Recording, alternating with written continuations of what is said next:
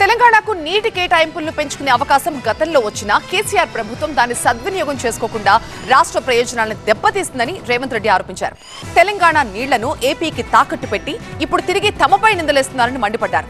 నిజాలన్నీ బయటకొచ్చేసరికి బహిరంగంగా సభల పేరుతో డ్రామాలాడుతున్నారంటూ విమర్శించారు. 2016లో కేసీఆర్ హయాంలోనే గోదావరి బనకచెర్లకి పునాది పడిందన్నారు. తాను చేసిన ఒత్తిడితోనే ఏపీ సీఎం చంద్రబాబు రాయలసీమ ఎత్తిపోతల పథకాన్ని నిలిపేశారన్నారు Revanth Reddy. Working arrangement between both the states is still continuing, and until and unless water sharing is finalized by tribunal under section 3 ప్రకారం తెగేంత వరకు ఇక మేము శాశ్వతంగా రాసిస్తున్నాము అన్న తర్వాత ఏ రాష్ట్రమైనా బంగారం లాంటి అవకాశాన్ని వదులుకుంటుందా అధ్యక్ష? దట్టు ఆంధ్రప్రదేశ్కు జలదోపిడిలో ఉన్న అనుభవము మనం అంచనా వేయలేదా అధ్యక్ష? నేను నీళ్ళ కోసం కొట్లాడినా, నేను నీళ్ళ కోసమే తెలంగాణ రాష్ట్రాన్ని తెచ్చినా అన్న చంద్రశేఖరరావు గారికి వాళ్ళకు వీళ్ళకి తెలిసినా తెలియకపోయినా, అధికారులకు ఒకవేళ అవగాహన ఉన్నా లేకపోయినా, అధికారులు ఈ ప్రాంతం వాళ్ళు అయినా కాకపోయినా, ఈ ప్రాంతం కోసమే, ఈ ప్రజల కోసమే, ఈ నీళ్ళ కోసమే, ఈ రాష్ట్రం అభివృద్ధి కోసమే ఈరోజు ప్రాణాలు ఇవ్వడానికి సిద్ధమైన చంద్రశేఖరరావు గారు ప్రాణ ప్రధాని అయిన కృష్ణానది జలాలను ఆంధ్రప్రదేశ్కి ఎట్లా తాకట్టు పెట్టింది అధ్యక్ష? సుప్రీంకోర్టులో ట్రిబ్యునల్లో మేము వాదిస్తుంటే మీరు తెలంగాణ నీటి హక్కులను ఆంధ్రప్రదేశ్కు తాకట్టు పెట్టిరని అబద్ధపు ప్రచారాలు చేసి ప్రతిసారి ఈ అంశం మీద తప్పుడు ప్రచారాన్ని ఎప్పుడైతే మేము ఈ అంశాలన్నిటినీ ఎప్పుడైతే పెద్దలు ఉత్తమ్ కుమార్ రెడ్డి గారు వీటన్నిటిని కాగితాలను తీసి ఒక క్రొనాలజీ డెవలప్ చేసి ఒక థీసిస్ బుక్ లాగా తయారు చేసి వివరాలు అన్నిటిని పొందుపరిచిన తర్వాత వాళ్ళకి అర్థమైపోయింది, వాళ్ళ బండారం బయటపడ్డది, నిజాలు ఎట్లయినా బయటికి వస్తాయి. ఉత్తమ్ కుమార్ రెడ్డి గారి నిజాలు బయట పెట్టే లోపలనే, నిజం గడపదాపే లోపల అబద్ధాన్ని ఊరంతా తిప్పాలని చంద్రశేఖరరావు గారు, హరీష్ రావు గారు బయలుదేరి మేము కృష్ణానది జలాలలో అన్యాయం జరుగుతుంది, బహిరంగ సభలు పెడతామని అన్నారు అధ్యక్ష.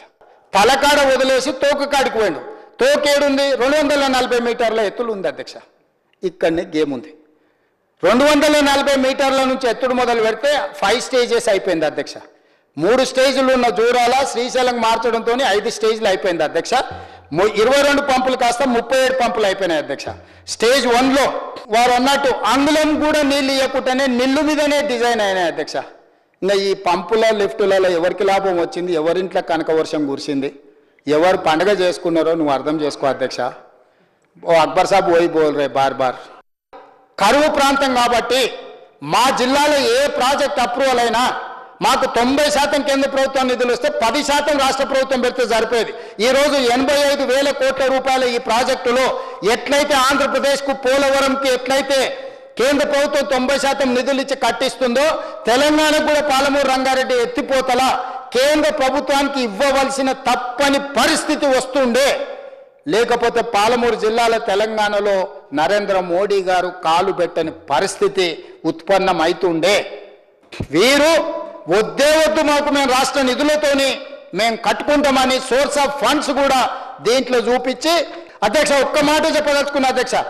నువ్వు ఆనాడు వైఎస్ జగన్మోహన్ రెడ్డి గారిని నీ ఇంటికి పిలిచి పంచపక్ష ప్రమాణాలు పెట్టి Rayalaseema lift irrigation per day 3 TMCకి టెండర్లు ఇచ్చి కాంట్రాక్ట్లు ఇచ్చి కమిషన్లు కొట్టి భుజం తట్టి వెన్ను తట్టి నువ్వు ప్రోత్సహిస్తే నేను చంద్రబాబు నాయుడు గారి మీద కేంద్ర ప్రభుత్వం మీద ఒత్తిడి తెచ్చి రాయలసీమ లిఫ్ట్ ఇరిగేషన్ ఆపిచ్చిన అధ్యక్ష.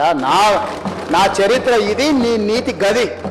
కర్ణాటక ఈరోజు మళ్ళీ అలమట్టి ఎత్తును పెంచి 519 నుంచి 525 వరకు పెంచి ఈరోజు మళ్ళీ కొత్త ప్రాజెక్టులు నిర్మించాలి అని అంటే ఈరోజు మనము కౌరవులు పాండవుల లాంటి లెక్క అధ్యక్ష. మన పాండవులము ఒకవేళ కౌరవుల పాండవుల మధ్యలో వస్తే పాండవులు 5 మంది, కౌరవులు 100 మంది. కానీ కౌరవుల పాండవుల మీదకి ఇంకెవరైనా పక్క రాజ్యం వచ్చినప్పుడు 105 మంది కలిసి కొట్లాడేటోళ్ళు అధ్యక్ష. ఈరోజు మనం కర్ణాటకతో కొట్లాడాలంటే 294 మంది, అదేవిధంగా 42 మంది పార్లమెంట్ సభ్యులను కలిసి కర్ణాటక నుంచి మనకు రావాల్సిన హక్కులను సాధించుకోవాల్సిన అవసరం ఈరోజు ఏర్పడ్డది అధ్యక్ష.